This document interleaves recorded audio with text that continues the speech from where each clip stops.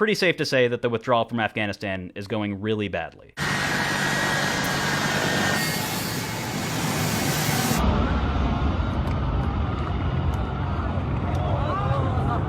There have been instances of the Taliban beating Americans trying to get to the airport in Kabul. Among the items seized by the Taliban are Black Hawk helicopters and A-29 Super Tucano attack aircraft, M4 carbines, and M16 rifles, U.S. Humvees, and mine-resistant ambush-protected vehicles.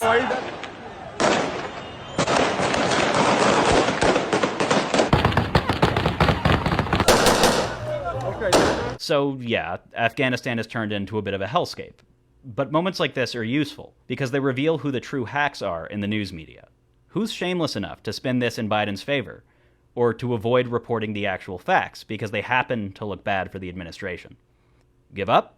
President Biden stands firm on his decision on Afghanistan, while Republicans pretend that they got everything exactly right for the past 4 years. The president, for what he was dealt and what he's done over the course of the last week, should be congratulated on the way this was done. He's done an extremely good job in this situation. Joy and the gang are really upset that we're still talking about Afghanistan when we could be discussing, well, pretty much anything else, actually.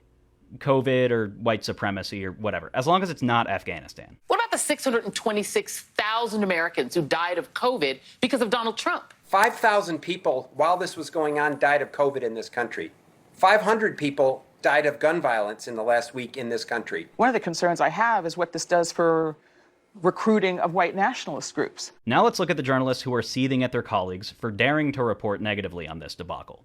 And the top offender here is Joy Reid, again. For the past 3 days, the American media gaze has been fixed on Afghanistan. We've heard 24/7 dissections of everything the Biden administration did or didn't do and all the factors going into the withdrawal of U.S. troops and what it all means for Biden's political future and the future of Afghanistan and of our country. Why does her tone make it sound like that's a bad thing?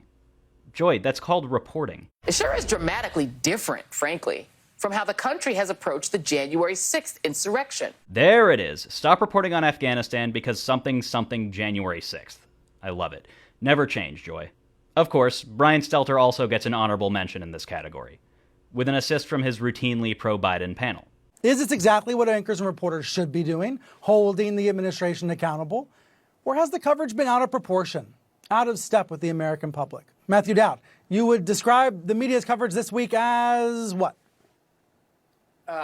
Way over the top and unconnected to a perspective on the issue from the beginning. I agree, it's been over the top. It disappoints me that the press is behaving in this way. Then you've got the handful of Democrat faithfuls in the media who are always arguing this could never possibly have gone any better. This was always going to end with the Taliban seizing caches of military weaponry and aircraft. It's a very, very hard decision. You're sitting in the Situation Room and you're presented with really, really unpleasant choices. And I think he's made the best choice and he's stood by it. The downside of this going on for very long and then having Donald Trump as president is that he put President Biden in the worst possible position. There's no way to surrender, leave, withdraw, whatever you want to call it, in a war without things getting ugly. Wars end ugly. I hate to break it to folks. This is what it looks like when you get out, when you rip the Band-Aid off. It's not pretty. As they say, when the tide goes out, you can see who's not wearing a bathing suit. In this case, we get to see which so-called journalists are willing to sabotage their own credibility in service of a political goal, even when a bunch of their own very political colleagues refuse to stoop that low. Take note of who these people are, because this is the kind of behavior that's permanently damaging to a journalist's reputation. Or at least it should be.